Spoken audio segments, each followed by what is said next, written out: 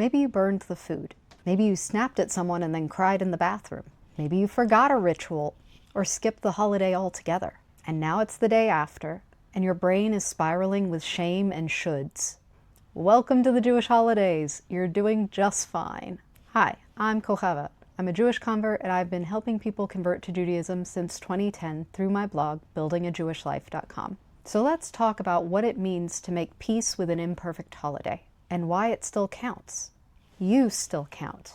The post-holiday shame spiral is very real and very untalked about. It's time to make peace with imperfect holidays, because pretty much all of your holidays will be imperfect, if not all of them. I know I have certainly never had a perfect holiday yet. You've tried so hard, but it doesn't feel like enough. The rumination hits hard, especially for the kind of people I work with: converts, neurodivergent people, disabled people, and chronically ill people. Y'all ruminate. Just because it didn't work out doesn't mean it didn't matter. Jewish tradition is built upon the understanding that execution will rarely be perfect. Your intentions and your efforts count. In fact, that's most of what counts. Even bringing your awareness to this day is a sacred act. The spiritual work of a holiday isn't performance, it's presence. So let's look for the sparks of holiness that you made.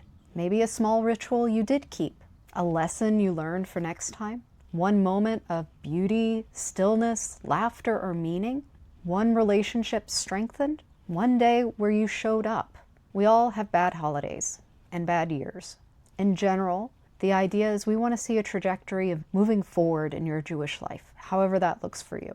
But it is also natural to take one step forward and 2 steps back.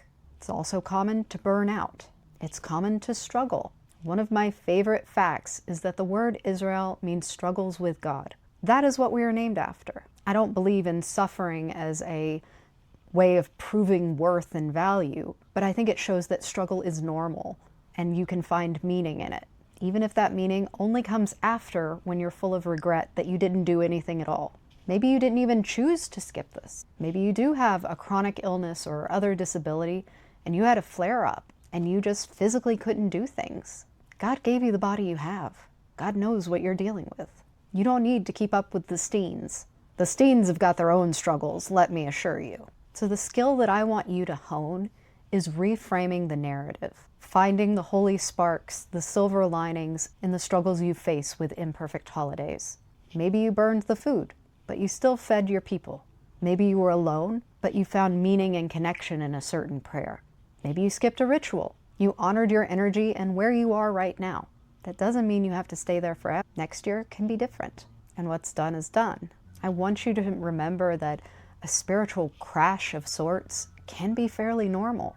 Lots of people feel depleted or low after a high spiritual energy time like a holiday, especially my fellow introverts out there. You're not broken, you're human. Rest and downtime is part of the cycle, not an abandonment of it. So if your holiday wasn't Pinterest worthy, I can assure you that it wasn't for the influencers either. They're just really good at making it look that way.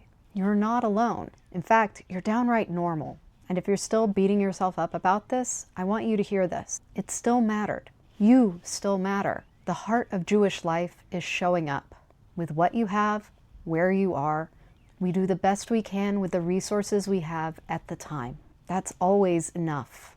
Don't let anyone tell you otherwise. If this helped you breathe a little bit easier, leave a comment below with the one thing that did work out this holiday. Let's celebrate quiet wins. And if you want support planning a gentler holiday next time, I've got freebies and resources for you at buildingajewishlife.com. Subscribe for more Jewish content that meets you where you actually are, not where you wish you were.